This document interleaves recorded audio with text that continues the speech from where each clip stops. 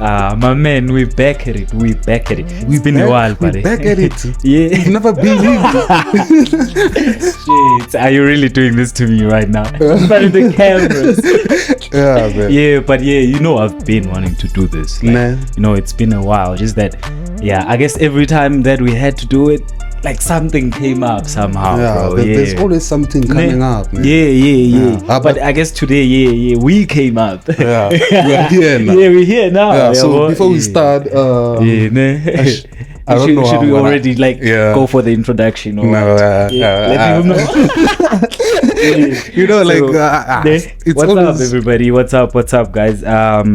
Welcome to our first introductory episode, actually, of the Let's Talk Mzansi Podcast. Yes, sir. Doesn't that sound catchy? I think it does. To some extent, let's talk Mzansi. Let's talk Mzansi. Yeah. It's a double entendre. It's a double one.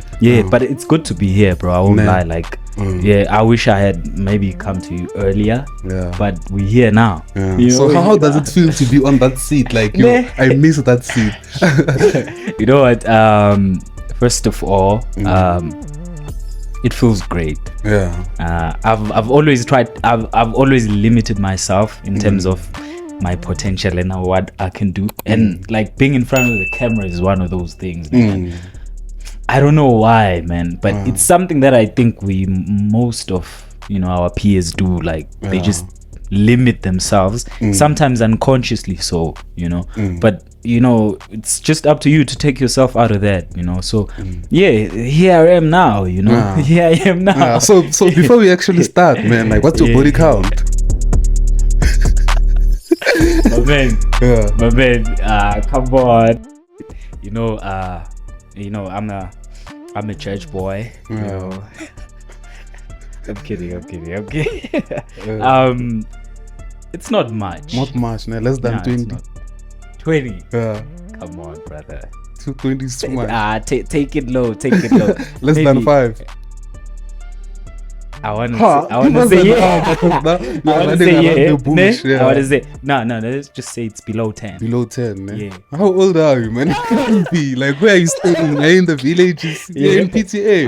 Yeah. But still, I'm in PTA, but I'm still maintaining, that level of just being KZN. So I guess ezinye izinto angifuni ukuzisho live yabo. Hey, I might be judged. But in terms of age now, I probably just don't wanna share it because ladies, anyone, any age, so but I'm not that old, brother. I'm totally not that old. So how has life been? We just came back for the last quarter. My guy. Education wise has been difficult. Social wise, political Jacarandas wise. are blooming and everything. It's going down. Yeah. How are you though, man? Hey man, I won't lie, right now that I'm here, I'm actually great, bro. But in general, with everything that's been going on, I've just been trying to keep a level head, and take things as they come, so I can say that I've been good lately, bro. I've been good. I've had some worse days, and in terms of the situation that are happening, the trends political wise, what's your take on that? There was a strike today, actually. My man, the SRC strike, right? No. The EFF guys, right? Yeah, the EFFSC command strike, guys. What's your take on that? Yo, man.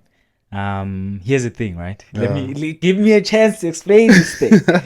There's a dilemma that almost every academic has, where you want to have an opinion on certain issues, but you still don't want to be alienated from the institution, from academia. So it's a dilemma that academics face, where sometimes you hesitate to share your viewpoints because you don't want to not have a space in academia. We've seen that happen with some of our fellow colleagues, man, that we go to school with. They get suspended and all. But with that being said, all I can say maybe is that it's even hard to say justice will prevail because what is justice? Who does it aim to serve? Who does it aim to serve? And the word justice, like, why does it hit different? Why when it comes to us, it's different than when it's used on them. Yeah, that's the thing. So I think Jayami is the thing yoguti. People feel violated right now, right? Because the essence of the dismissal or like the suspension was that these guys were actually they were postering. Yeah, in layman terms, they put their posters at their running posters where they were not allowed to. Not that the votes were rigged, So in a sense, my take on this is that maybe the institution can compromise, I'm saying I'm not saying change the rules, make it like Gwampunzele meaning. But what I'm saying is that the students have voted. Students have voted, and the votes are reflecting something, and what they are reflecting is that not only black students in the institution voted for the EFF. Not only black students voted, because the numbers are too high, and this institution it's majority white. So most students who might have voted for the EFFSC candidate, they might have been. And here's an interesting thing, Jayami, in that now what you can get from it is that some white fellows, they might want to vote for the EFF, or be part of the EFF, but publicly they feel like they're not accepted or allowed to do that, because again, here's the thing: one could say maybe some don't feel accepted because it's a majority black party in outside of like the university politics as in nationally, as a party, it's majority black, but it doesn't mean there's no white person who supports the organization. And what we're seeing in UP play out is that in a majority white institution, EFF has won votes. In most institutions, they agree to it. Why this one didn't, And interestingly enough, what I think this is highlighting is what is yet to come. It's highlighting which direction this current generation is choosing to take, because now we have the outgoing voters that voted basically for the ANC at most. Now we have new voters, especially we are the ones who gonna go into the labor force, or we are the future. We are the active citizens, and that's what is the EFF winning the SRC elections almost throughout the country. It shows that we are choosing EFF as our next governing party. Absolutely. And I don't think that the traditionalist guys in the establishment should stop us. Someone says the revolution will be televised. Shout out. I mean, this thing, if you can take like two deep, close look into it, I mean, it doesn't make sense how putting posters in the wrong places can affect all the candidates. I mean, like there were different candidates who are not part of the EFFSC, right? They were also putting their posters at the same place, but why them? Those places. The thing is, I think personally, this is my personal view. I stand to be corrected. Personal view. I mean, I not corrected retributively. Don't chase me out of the school. But but I just think that it scares people that in a pro-white establishment that was essentially built for white people, now you're having an EFF coming to govern the SRC in that institution. 8 black candidates, my guy. What does that signify? It shows a cleansing of this institution that is scaring a lot of people who have not wished for it to change what it was essentially made for, or who it caters for. So now it reflects something else if the student body is actually just predominantly black, you know. And it's debatable because we can't just say it's predominantly black in general, like the whole thing, because the votes are the votes are impressive, the numbers are high. Very. White people voted for they voted. They voted. Black people also voted for the EFFSC. Why don't you just give them a chance? That's the thing. I think the establishment works in very, you know, weird ways.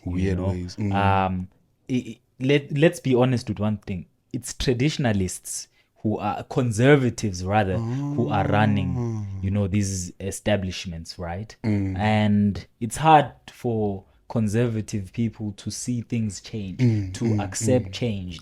And not that black people stand to threaten, you know, the existence of white people and stuff. No, it's just that the people who have so long looked down on black people, you know, they finding it hard to accept that, difficult. You know, now we are on the rise, and we are not saying we're fighting whiteness here. We're just saying, let's live, you know, cohabit. We don't have to like each other. We should just cohabit. We need to find a way just to, because we've been living like this for years. Honestly, we love each other. There's nothing wrong. Do you have like grudges against any people of color? No, you know, I guess I could only say it's resentment that is built from something that is continuing to exist. Because when you look at I think we were talking earlier about AI, right, and how it's coming, right? And what you see with that is that, I don't want to politicize everything, but the majority of the citizens are not offered the opportunity or access to such knowledge, technology, and the people who are exposed to these things are those who were previously privileged, right? And mostly who go to private schools and everything, you know. And most of those people, unfortunately, happen to be white, you know. So kahle, what you see here is that most of us are just resentful of how privileged they've gotten to be, where we seeing no progress in terms of the majority scale.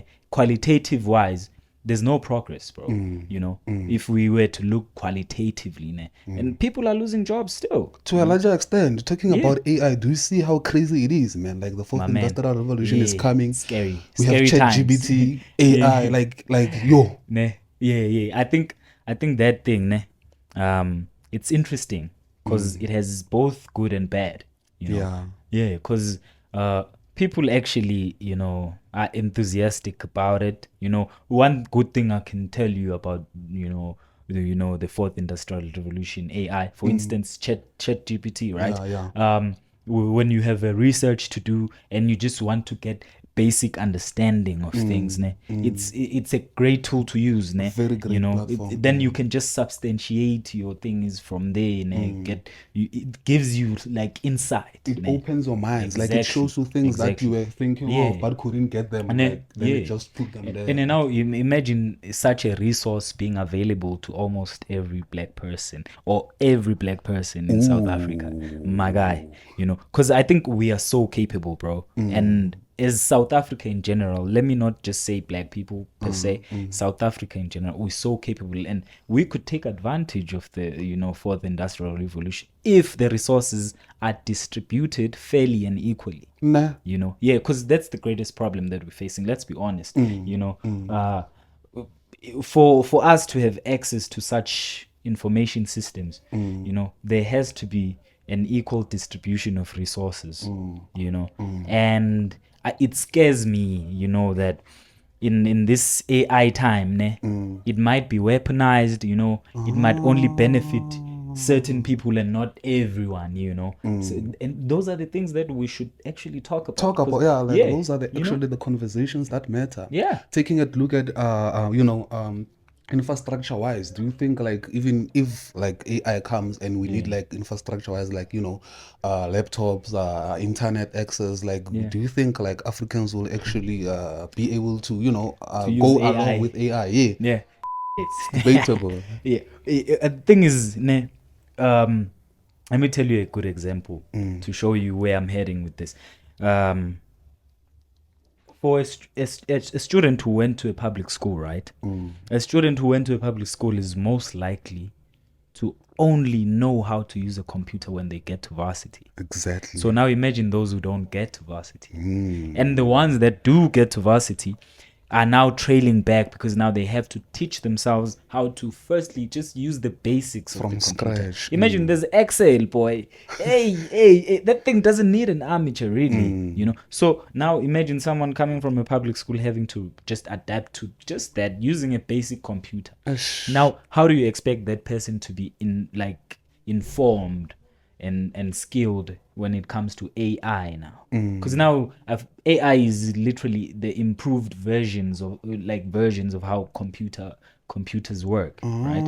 Yeah, well, like computer systems, nje. So our people don't know how to use basic computers. Yeah, how do you expect them to adapt to AI, bro? But I feel like people, everyone in general, like we learn quickly, we adapt fast. Check how we've been utilizing these TikToks, this WhatsApp, this Instagram, these trends. Like we are flowing. We just need the knowledge, the resources, and it goes back to our educational system. The educational system, definitely. And the thing is, it has not necessarily been restructured because let's be honest, it's so close to Bantu education, the kind of education we have in public schooling systems. It's just it's training us for what? It's just ask yourself. My guy, there's no practicality in it because uthola ukuthi khona othisha mfethu abayisa ingane esikoleni from Monday to Sunday. Just doing books. I understand what they're trying to do, right? But I do believe there's other ways to incentivize students to do better academically, to perform better, not to always be doing books, bro. Like Monday to Sunday. That's not right. We need to bring back extracurricular activities in public schools. How are you? Tell me, how are you supposed to know that your kid is good at swimming if there's no pool around your community or at school? Even private schools have such things. That's why I find good most of the kids who go to private school, they tend to be more broad in their spectrum of thinking. It's just those things, and I just wish we could take them more seriously as a country, because we are entitled to better education. Let's be honest. And we shouldn't romanticize that we have a private schooling system and a public schooling system. Everyone must get fair and equal education. That's all we need. Like, we need equal things. So I saw today it was trending that the road William Nicol Drive. It was changed. It was changed to people. William Nicol Drive now is Winnie Madikizela Mandela Drive. Finally. Shout out to the EFF for that, because actually I do think in the previous years they've been the ones at most who've been pushing for Mama Winnie's name to be recognized, and we shouldn't take that lightly. It's a continuing struggle, and today it's just William Nicol Drive. In future, we might be naming our new university under the new government of EFF. So how many universities have we really built post 1994? Except for the ones we just adopted from the past establishment. Like infrastructure in general, we're lacking. Trains no longer go now. The trains. Most trains are down, most buildings are empty. We're facing thingy as well. It's all structures are decaying mostly. In cities especially. That's why you have these abandoned buildings. And in that, there's an issue again that we see, which is, there's an overpopulation in cities. We have an immigration issue as well, bro. And all that is because our state has kind of let go. There's no regulation, everything is... My guy, I don't know, and I think it has to do with the state of the economy. Our state does not have control of the economy, and politically speaking, I don't believe that a state can be any effective without economic means to its control. Because economy runs everything. Like exactly. No economy, no country. You know, and funny thing is, back then, the state used to own more than 50% of its capital. It insourced 50% of its capital, meaning that the state during the apartheid times, its capital, 50% of it, they were not getting it from taxes. They were getting it privately from SOEs, my guy. They were getting it from public enterprises. And that's what a state... So we had this transition that happened now in the 1980s heading to the 1990s, right? Where there was a huge move on privatization. And what that has done is, though some state-owned enterprises were not privatized immediately then, what you saw happening is that over time, there's a decay in the effective service that public enterprises provide, which opens up a space for private entities to provide the service. So my thing is, they have an incentive, the private sector, you know, they have an incentive, yoguti, ama SOEs angaspani, because that gives them money, you know. Mediclinic gets more money because our public health system is dying. Why? Discovery, all these insurance companies, they're getting these things because the public sector in terms of health, it's decaying, you know. So you have people there who have shares in these things, in these private entities, who are our leaders. Do you think those people have any good, really? Like, do they really want to better the system? You know, why? Because they're getting the money. They're getting, so why would you change something? Because you know you're benefiting from it. You know, why would I want people to be health conscious and eat less at McDonald's if I own shares at McDonald's? You know, it's like that, bro. So we need to be critical of the people we put in leadership as well. Leadership is the most important thing. Most important thing, bro. Like, because you know, in terms of the economy, in as much as we can no longer blame the guys at that time, but we must really, really, really be critical of the people in the now that who are still there, still keeping the status quo going. Yeah, but which is a problem, you know. And those people, I hope history judges them one day, you know, because we have great potential. Too much. And economically, we need people who are optimistic, who are gonna give hope to the people, who are gonna show us that we are capable in South Africa. Because where do we lack? Culturally, we are the best artists. I think South Africa is the best export in terms of, you know, tourism and art in general. You know, especially musically, from jazz to mapiano to hip hop. That's our craft. We are good. Exactly. So now imagine if we had a government that supported us when we try to do those things. And things will be much more easier now because our technology is advanced now. Our music will go bigger. You know, you could literally watch us from abroad. You know. That's the thing. I think it's the people that are there. They don't think like us, really. Because we are governed by old people at most. Let's be honest. We're governed by old guys, real. You know. So that's the thing. It's just impossible for them to really, really like be in our shoes, you know, and think the way we do and try to actually maximize the opportunities that are there, you know, because they are thinking from a conservative point of view. They are old, you know. But now what's left for them is just to preserve the riches they've made for themselves. But otherwise, they don't see the need to invest as much as we do. You know, that's why we need to be the ones who drive innovation and put the right people as well up in power. People who are actually gonna promote us to do things, innovation. That's what we need, bro. We are actually doing that. Like we are trying to put capable people there, but there's always something that's happening now. We put 8 candidates there that we see that they're gonna drive vision.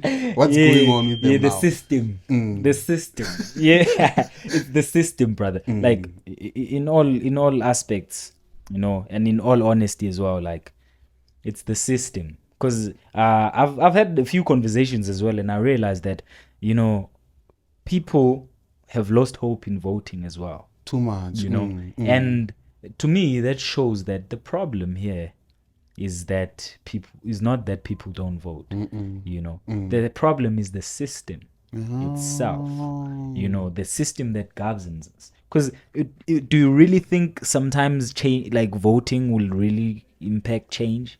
That's another thing. Taking a look at what happened a few weeks ago, I don't think so. Yeah, why not? Do our vote even matter now? That's the thing, because now what happened in UP is that most of us feel like we are being violated because we voted, right? We voted. Yeah, we voted.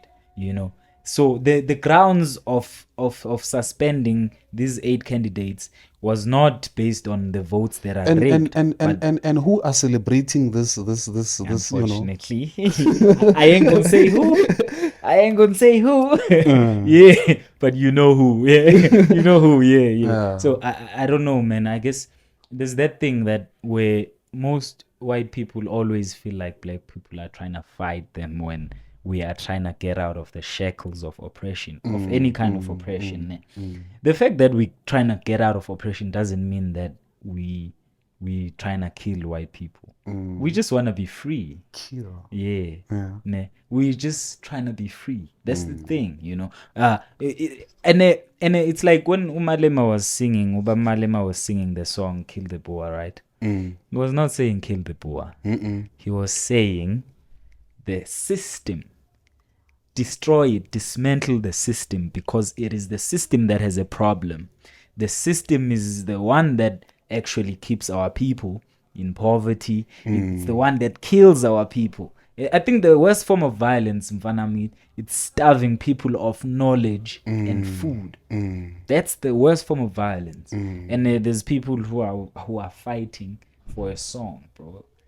Are you saying a song is more violent than people dying of hunger? And it's crazy how our economy is so flopping. Like we are now on 19. Hey, my guy, the rent, it's the rent. It's like inflation is crazy. Petrol is high. Everything is high. More homeless people are on the street. Students also NSFAS reduced the amount. Like everything is a chaos now. Crazy. I was at CBD not so long ago yesterday. Then I saw this other dude pushing trolley with cans, like those gents there wearing a some accommodation t-shirt, man. Like you could ask yourself, what if this student was defunded? Imagine now, and another thing that thing does, it makes you question yourself of the opportunities given to people now who've done what was promised. Before, our parents told us that if you go to school, you study, you get a degree, you're gonna get a job.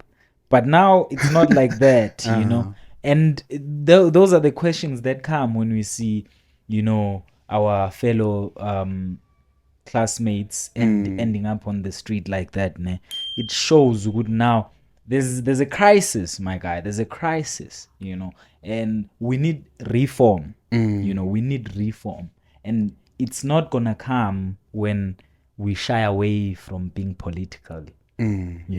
We don't have to scream when we're being political. We don't have to throw stones. We must be active citizens, meaning that we participate actively, in shaping the policies that govern us, in contesting the decisions that are made by the government, and it's things that we should do. And unfortunately, I've inquired some of our peers, I realized that not many are even gonna vote. They've lost hope on the voting system. Is that, and I don't want it to be like that. It mustn't be like that. It mustn't, my guy. So it's really a sad thing to watch, and man, the economy, South Africa, the state, again, I'm back to the state. The state is under-regulating the economy. The private sector in South Africa is doing whatever it likes.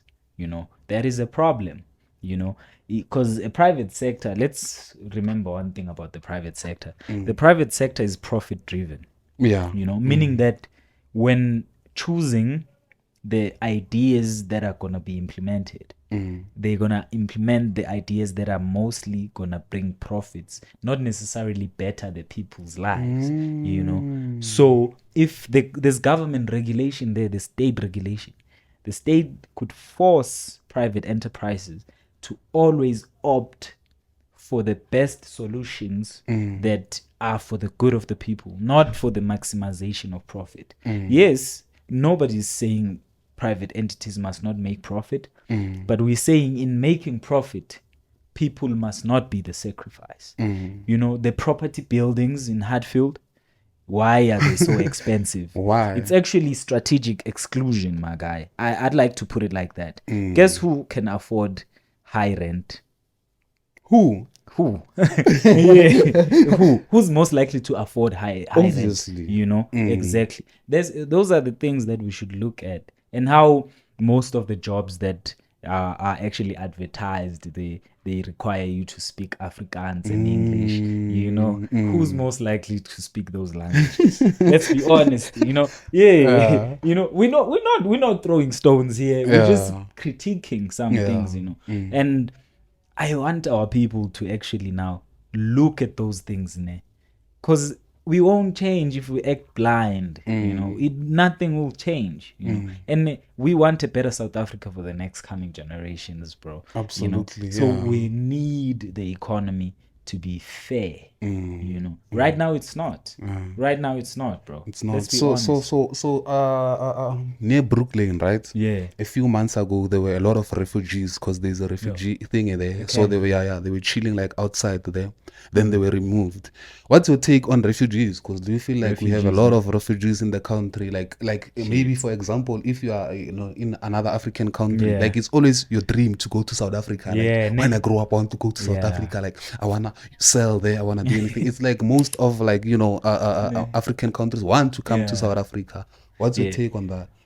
I think it's highlighting a greater problem, and that problem is that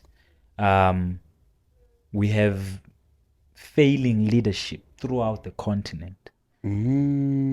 Africans are struggling throughout the continent. That is what it's highlighting. No one wants to leave their native land. Well, except for the guys who left some centuries ago. But no one really wants to leave their native land, Ganja. It's circumstance, and it has shown the lack of responsibility and accountability from some of the leaders in Africa by not fixing the economic situation in their countries, right? Making it favorable for their people, and having our leadership again being complacent and not addressing this issue properly. Because I saw the president actually acknowledged the Zimbabwean elections, but the SADC thing is, the overseers of the elections from SADC actually said that the election did not meet the proper standards of an election, a democratic election, right? But here you have a president from a neighboring country saying that congratulations, Mr. President, and everything, acknowledging, giving legitimacy to those elections, right? And what comes from those it's just that it's being complacent to the issue of immigration, because now most people are still going to come to South Africa because now there's a crisis there, because even our people here are letting this government continue being in power. Therefore, I'm talking about Zimbabwe, So it's very interesting, Uti, this thing, it's interrelational type of thing, because it shows how we depend on each other as Africans, and how Africa should be rather one entity, if you are. I'm not saying we should change who we are. We, in our diversity, we can still be united for good means, for good economic means. Africa can't even trade within Africa. For us to trade our resources, they have to start in London or America. Well, imagine, bro. You can't just take your resources straight to the next country in Africa And what does that is the continuing system that aims to keep Africans where they are, which is impoverished, so that they can nisha us aid or promise us aid, so that we adopt the policies that they want. Aid is actually detrimental. We don't need aid. We're too rich for aid, bro. We got everything, bro. Yeah, but I feel like this is a debatable conversation, because taking a look at it, like, this thing is bigger than like what we've just discussed. Like globalization is coming in like in a big way, like and unfortunately that's the worst thing that ever happened to humanity. Continuous. And unfortunately we are going to suffer a lot if we don't change our leadership, because everything starts in leadership. If ubaba wasendlini, it's not a father to control what's happening in the house, then the house in general is lost. That's how we get the kids going out in the street. They start smoking things. Now they're on the thing. Even the parks are full now. Like the parks are full of homeless people that are on drugs. Destroyed as hell. It's crazy. Like every day, there's 7 people who are just leaving homes due to drugs. It shows the economic. The economic nature of or the economic state of the country right now. Because these things don't just happen. They are highlighting something. Even the growing crime rates and everything, they're highlighting that. And now, if like you said, if the father is not participating properly or playing their role properly, it's bound to happen. Things will go down, brother. And that's what we're seeing here in South Africa. And it's happening so fast. Yeah. And hey, let's be honest, our government is really run by the private sector, bro. And that is detrimental for the greater majority. You need a billion to have the bigger seat. Yeah, you need to be a billionaire to sit with the president. In as much as the ANC is voted for by the people, the policies that are promoted, they are not for the people. They're actually for the funders, the guys who come with the money. Not the people who actually vote these guys into power. And I still say, I don't think that people vote for these leaders into power. They vote for the parties. Well, with Uba Malema, he's still, since he's the one who started the EFF, I guess you can say that people are directly voting for the EFF because of just how competent they are, or they seem to be, and how they carry themselves.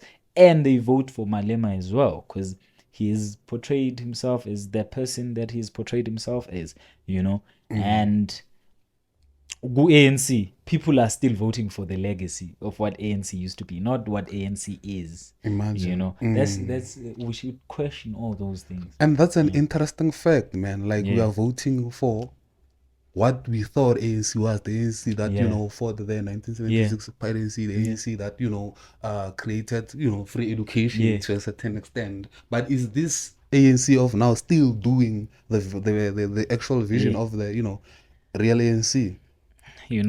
Funny enough, this is very controversial.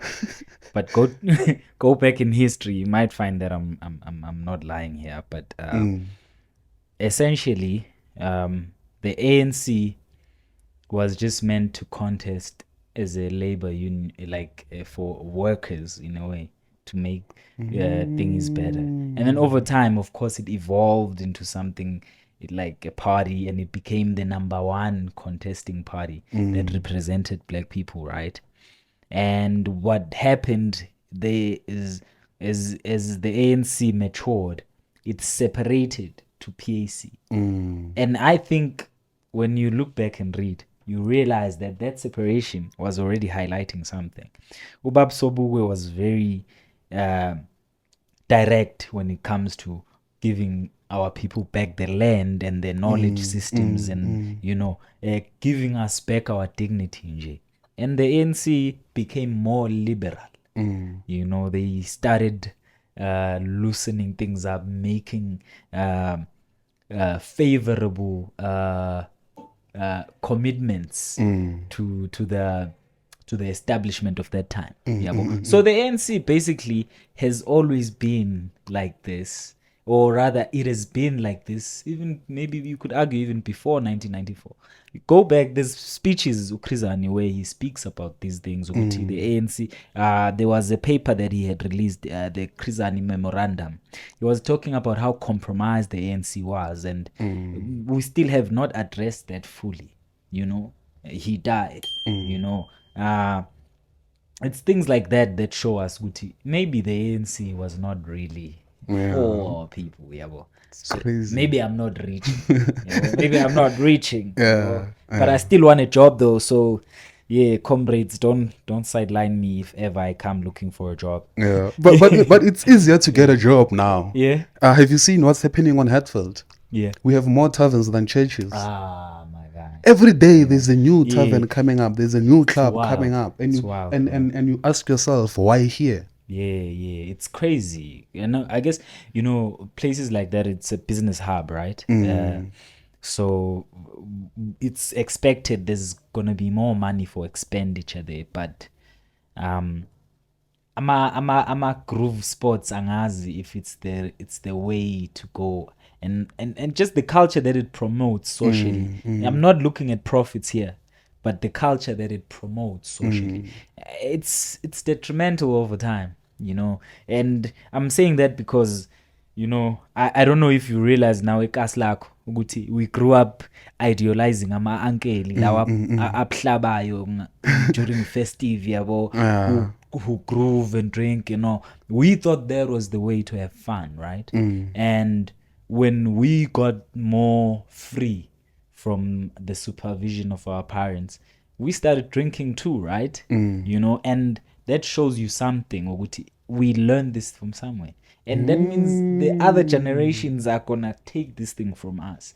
The way of having fun is drinking, huh? Yeah. So every week, we don't really have to have fun by only drinking, but they would attack you. People would really attack you if you really were like, "Hey guys, stop going to groove." Nah, you're like, people like that thing. They will attack you. Yeah, it's a bad thing, bro. We don't need it. I'm not a church person, right? Yeah. But I won't say I'm principled, because it's questionable sometimes. Yeah. But plus, even your bedu count is bad already. So, man. Nah, it's not that bad. It's not under 10. It's under 10. Yeah, but it's just that, bro, we need to do better.